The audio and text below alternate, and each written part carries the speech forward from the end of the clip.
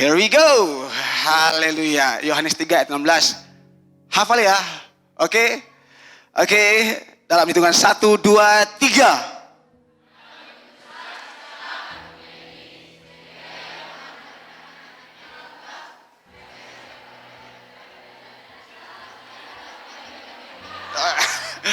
Oke, bilang orang kiri kanan, good job.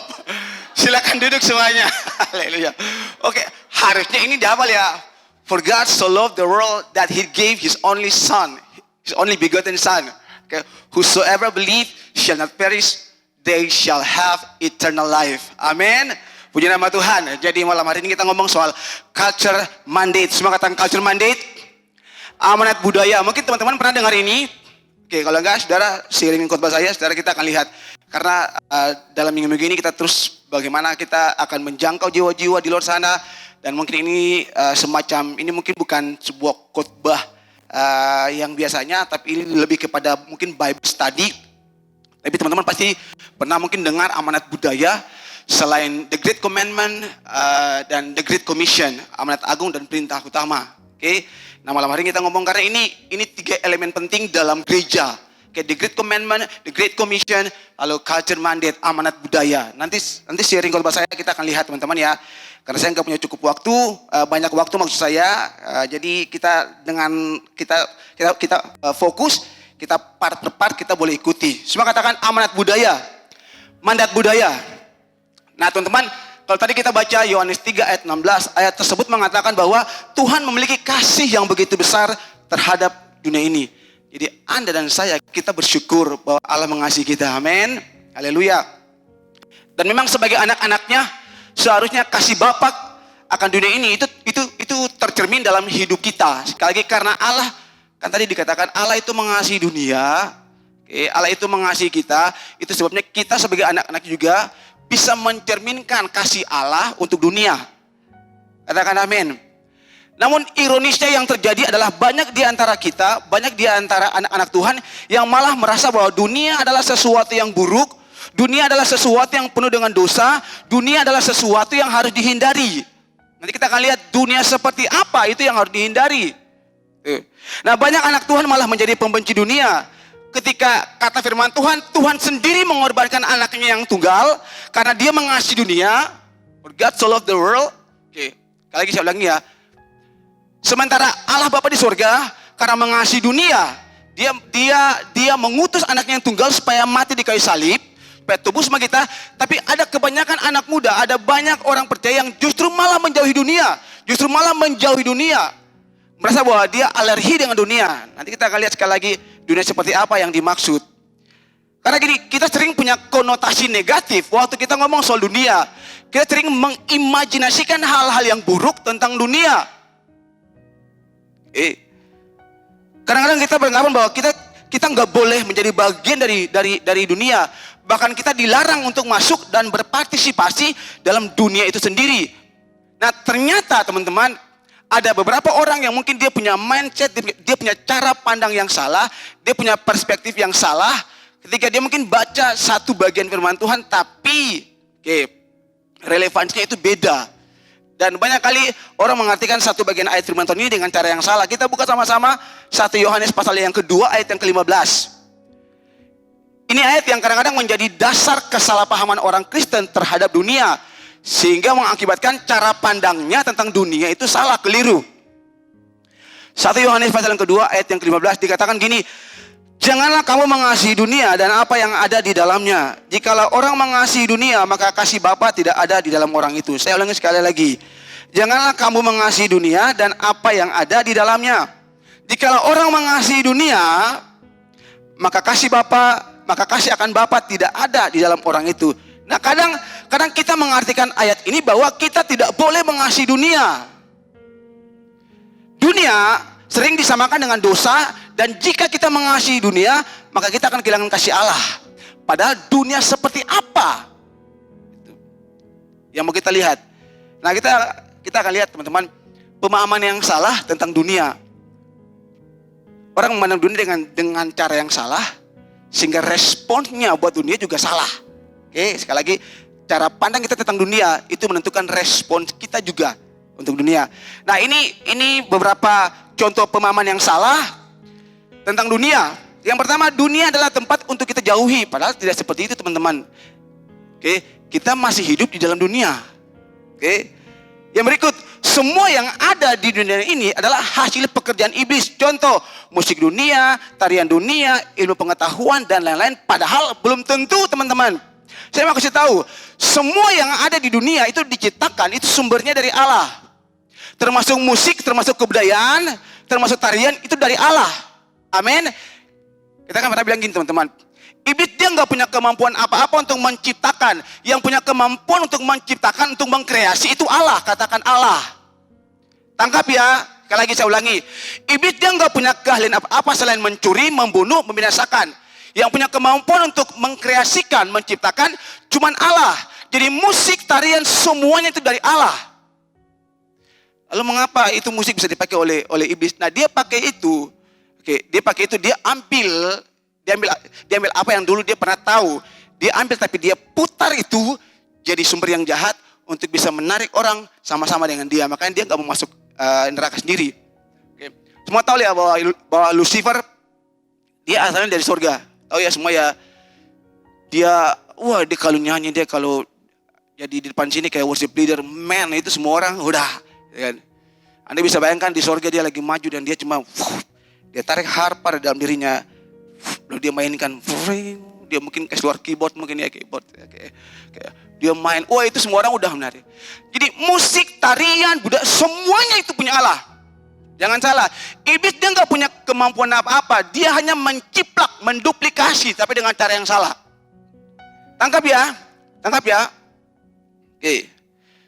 Tapi ini bukan berarti bahwa saya melegalkan Anda untuk dengar musik-musik dunia terlalu banyak, salah juga.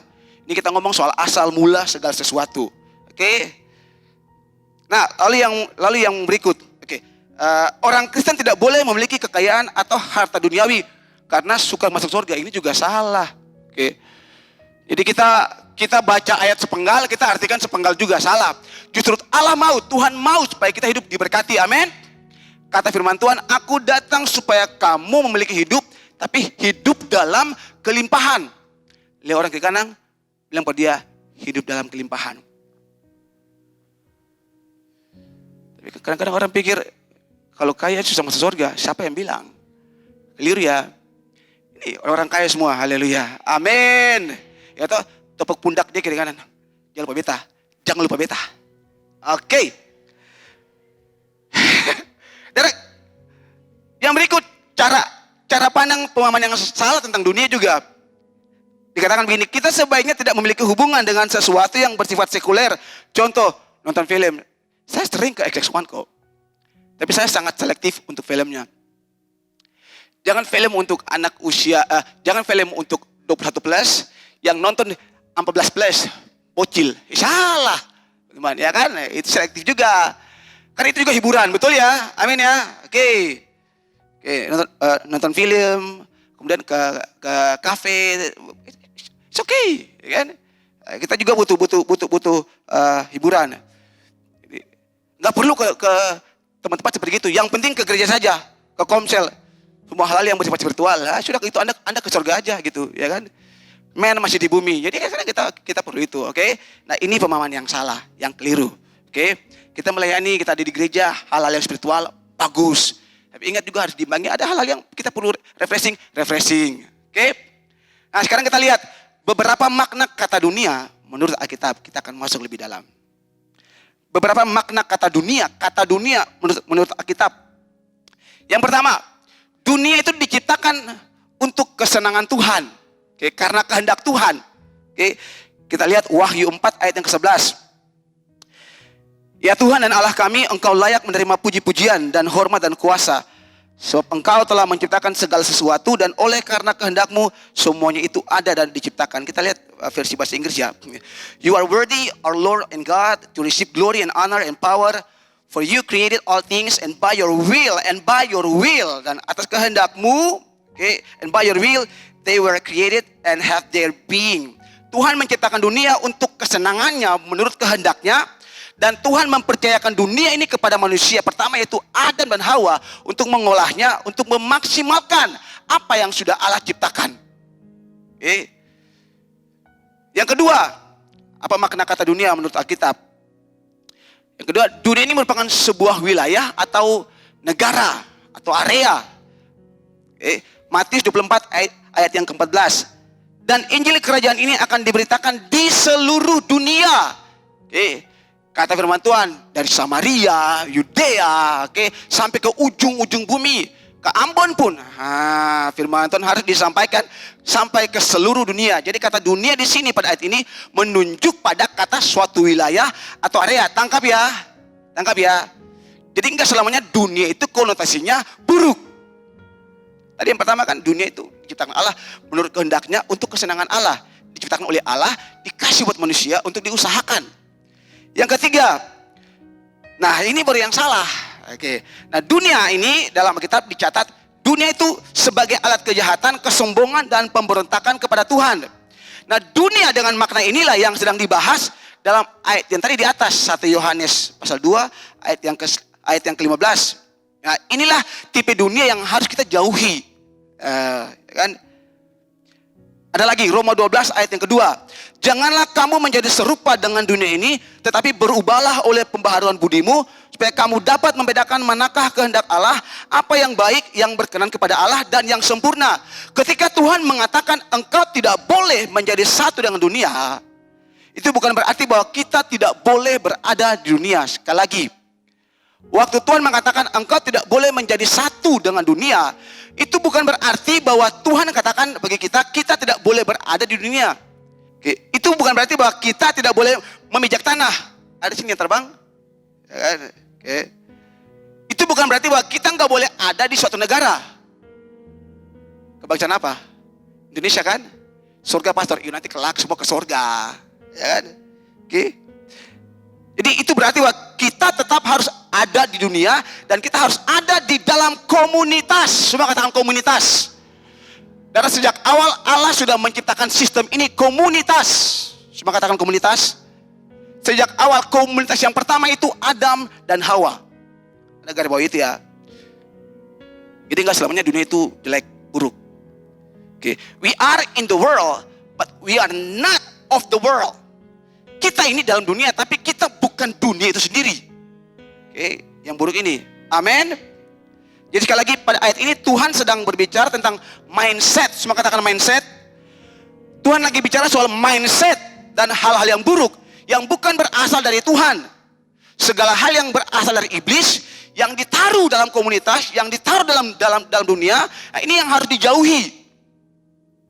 Dunia seperti ini yang harus dijauhi. Segala hal yang buruk yang iblis taruh dalam pikiran kita. Dunia. Sekarang kita lihat, lanjut lagi.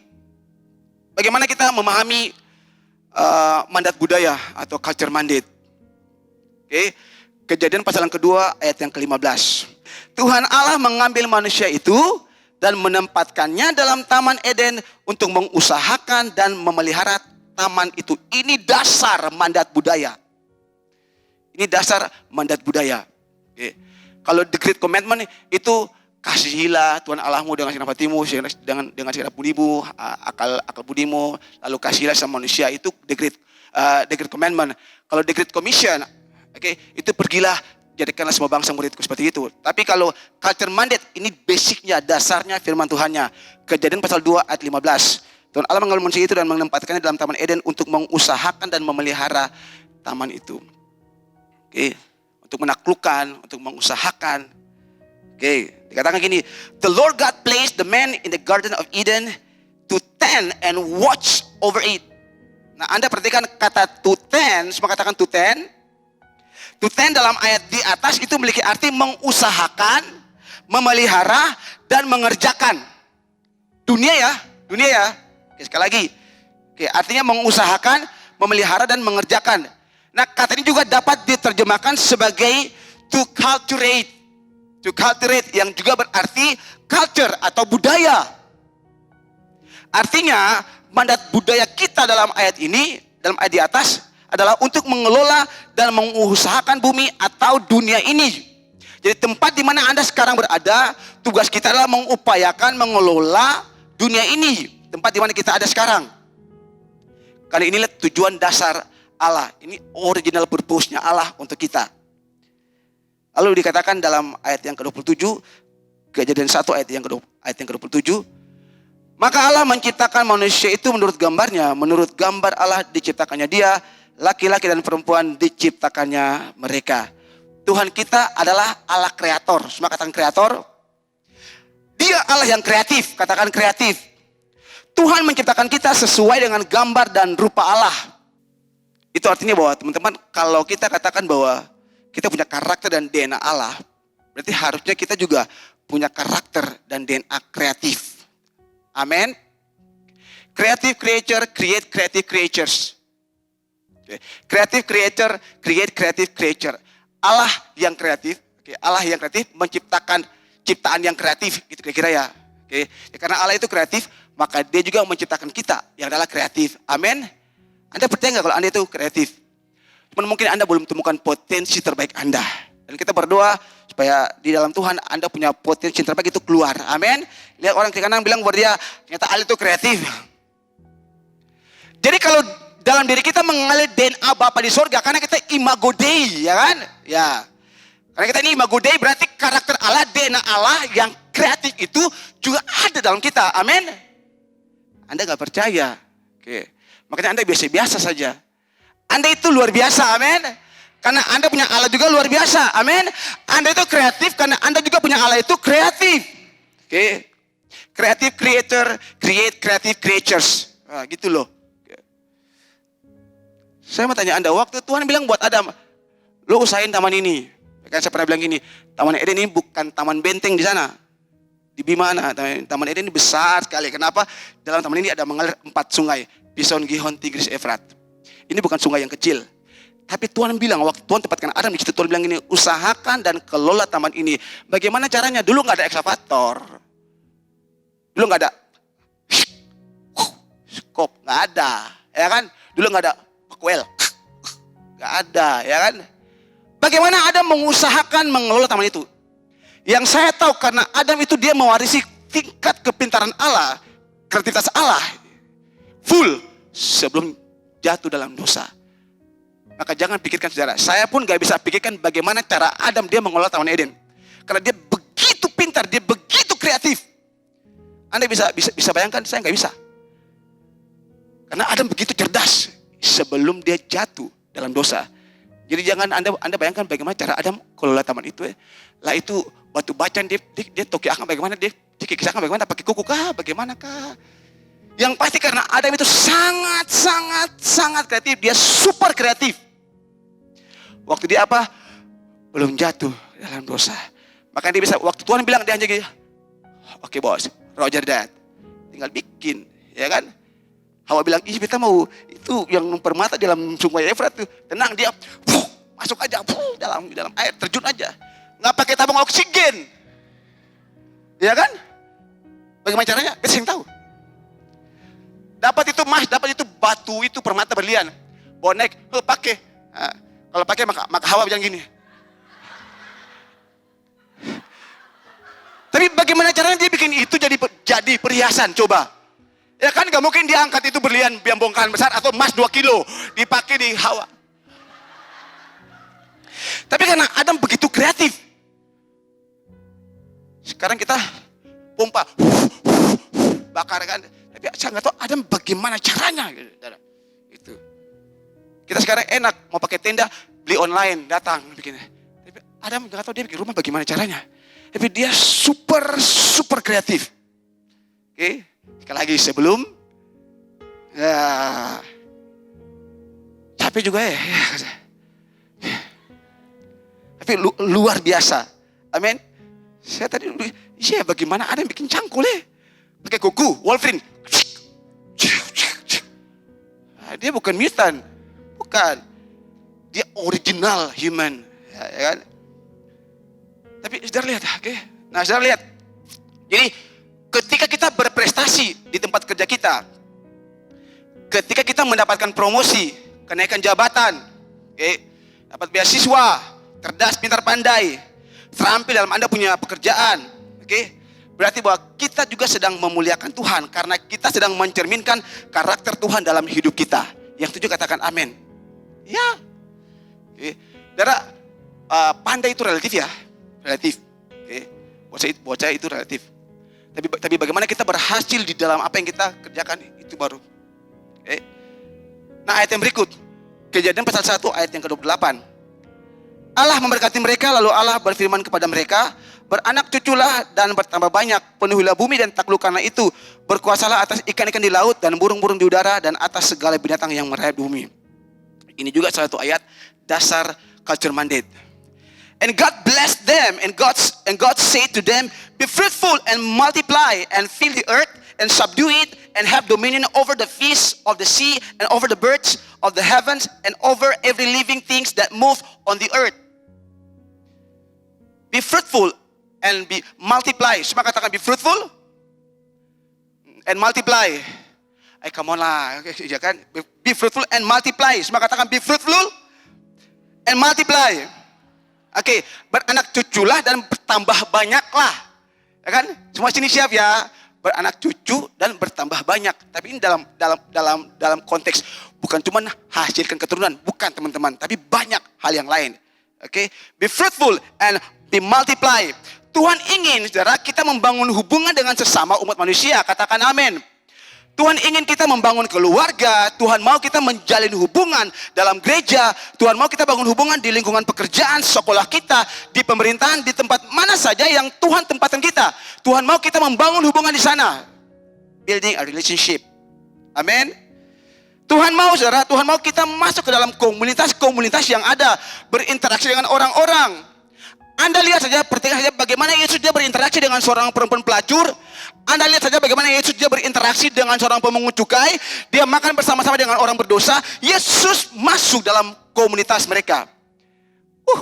Berarti kita kalau mau minjam ke pelacur, kita masuk ke komunitas pelacur. Ya salah.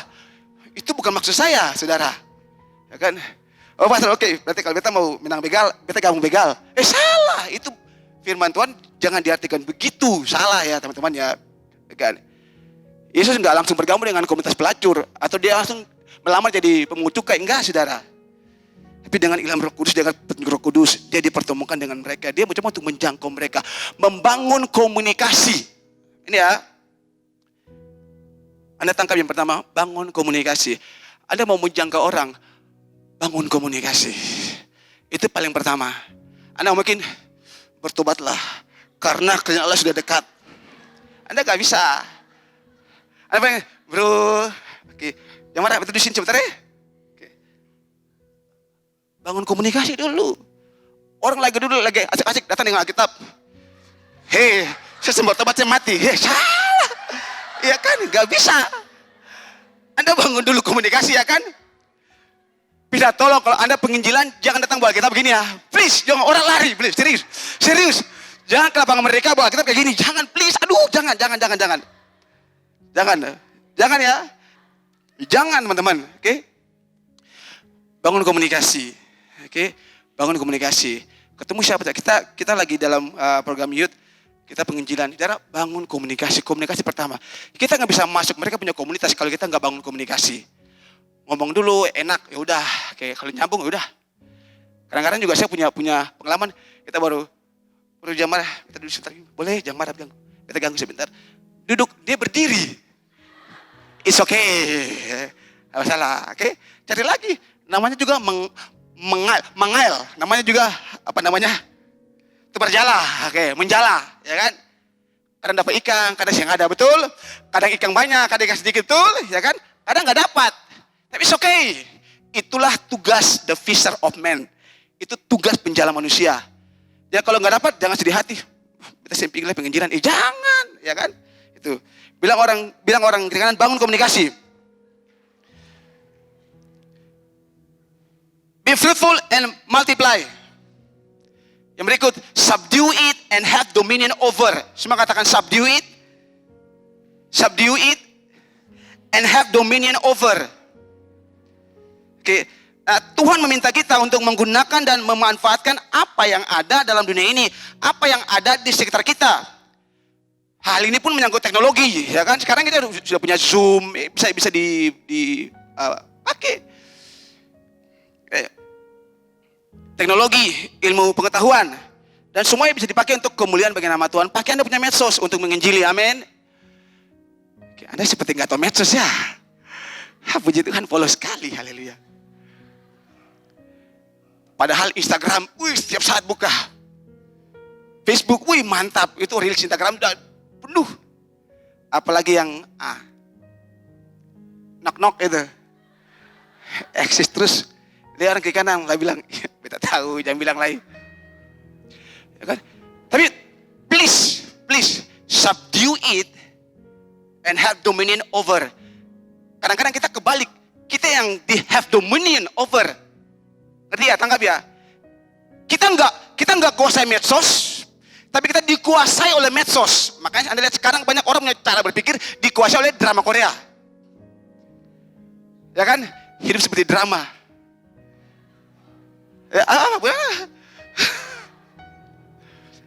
Please tolong. Oke, Anda menguasai medsos, bukan Anda dikuasai oleh medsos. Pakai semua Anda punya akun medsos itu untuk penginjilan. Itu penting, salah satunya. Ya kan? Sebarkan semua hal yang baik lewat medsos yang Anda punya. Kami pernah bilang di sini, saudara, ini sekarang banyak perusahaan-perusahaan yang ketika dia mau rekrut orang, dia minta alamat emailnya, tapi dia juga minta alamat Facebooknya, dia juga minta akun IG-nya. Kenapa? Karena dia mau lihat apa sih isi IG orang ini. Dia tahu kalau ini karyawan yang baik, pasti semua IG-nya diisi dengan hal yang baik. Facebooknya, wall-nya diisi hal yang baik. Jadi ya, kalau bosnya, orang HRD, dia mau tahu ini orang, dia ini positive thinking, dia ini kreatif, dia ini semangat, dari mana? Walaupun cuma lihat wawancara, tapi dia bisa lihat isi IG-nya, apa yang ditulis di wall Facebooknya, betul nggak? Ya.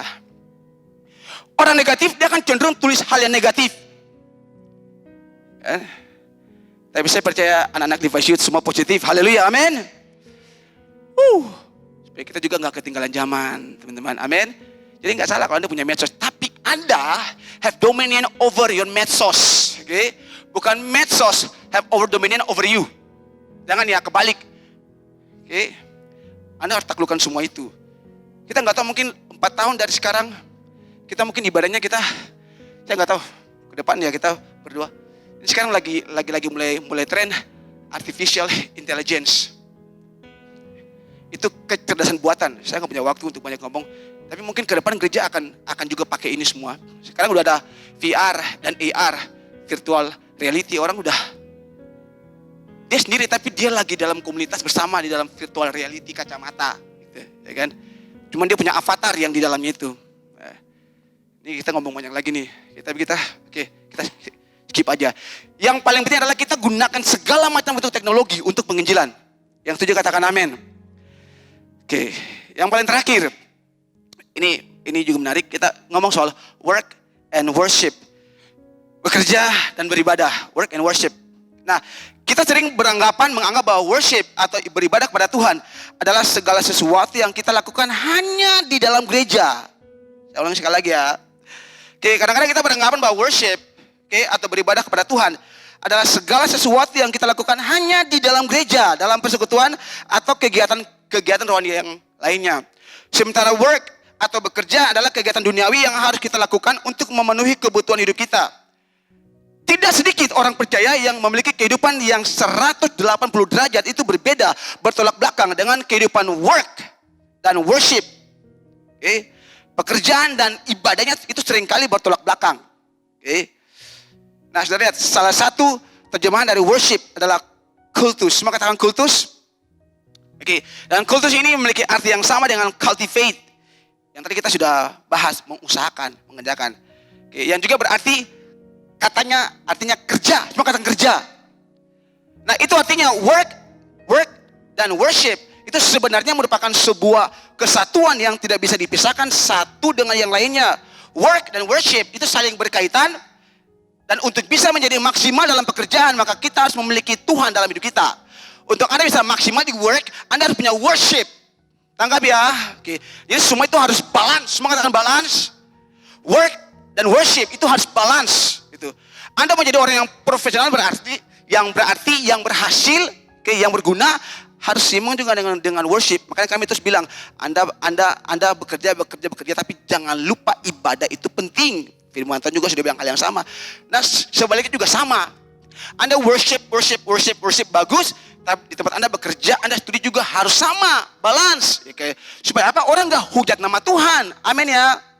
Tangkap ya. Jadi work dan worship itu dia harus sama-sama balance. Semua katakan balance. Jadi mari kita memuliakan nama Tuhan dengan cara memaksimalkan, memelihara, mengolah bumi yang ada, dunia yang ada, yang merupakan pekerjaan-pekerjaan kita, yang harus kita kelola, kita olah, dan kita maksimalkan dengan kreativitas yang diberikan Tuhan bagi kita untuk kemuliaan namanya. Dari tadi kalau Anda lihat, saya banyak ngomong banyak sekali ngomong soal kreativitas, karena memang ini kunci culture mandate. Apa yang Allah berikan bagi kita, dengan kreativitas kita bisa bikin apa saja. Yang penting jiwa-jiwa itu bisa dimenangkan. Dalam konteks kita penginjilan, teman-teman, menjangkau jiwa-jiwa. Jadi lihat, ada banyak orang di sekeliling kita, mereka yang hari-hari ini mereka lagi butuh Tuhan. Salah satunya kita memang penginjilan. Tapi yang paling sederhana, paling simpel, kita bisa memperkenalkan nama Tuhan di mana saja kita berada. Makanya seringkali dari member ini kami bilang, kalau Anda itu punya kemampuan lebih di kantor, di sekolah, di mana saja, Anda punya potensi besar untuk bawa orang kepada Tuhan. Amin ya. Amin ya. Oke. Kesimpulan. Sampai kesimpulan. Tepat 30 menit. Perhatikan ya, kesimpulan. Kita lihat. Mandat budaya adalah tentang bagaimana kita secara kreatif. Semua katakan kreatif. Lagi, mandat budaya adalah tentang bagaimana kita secara kreatif mencurahkan apa yang telah Tuhan karuniakan kepada kita dan menggunakannya untuk kemuliaannya di dalam marketplace. Jadi di mana saja Anda ditempatkan Tuhan, Anda harus secara kreatif. Semua katakan kreatif sekali lagi. Menggunakan semua potensi apa yang Allah taruh dalam diri Anda. Ingat, Anda itu mewarisi DNA Bapa di sorga, dan salah satunya itu DNA kreatif. Amin. Jadi jangan Anda batasi diri Anda. Oke, kami sini berdoa supaya di mana saja Anda tuh full power, man. Ya. Jadi guys, teman-teman saudara yang dikasih oleh Tuhan Yesus Kristus, mari kita menjadi relevan dengan dunia ini. Colek orang ke kanan bilang, relevan dengan dunia ini, bro, sis. Bukan kompromi dengan dunia ini, bro, sis. Salah ya. Be relevan. Oke. Yesus di mana saja dia relevan. Dengan pelacur dia relevan. Pemungut cukai dia relevan. Dengan ahli Taurat dia relevan. Ya kan? Dia sangat kreatif. Dia tahu bagaimana kalau ngomong dengan pejabat, dia tahu gimana cara ngomong. Dia tahu ya, karena Roh Kudus yang kasih itu buat dia. Sama, berarti teman-teman juga bisa. Amin. Jangan takut kalau ngomong dengan orang, dengan pejabat. Jangan takut kalau ngomong dengan orang yang mungkin umurnya di atas Anda. Tuhan akan karuniakan itu bagi Anda. Amin. Ingat, waktu kita melakukan itu semua, kita akan menjadi garam dan terang dunia. Amin. Oke, dan saudara akan bisa membawa banyak orang ke dalam kerjaan surga. Karena itulah mandat budaya. Dan semua yang percaya katakan, saya selesai. Tepuk tangan buat Tuhan Yesus, haleluya, amin.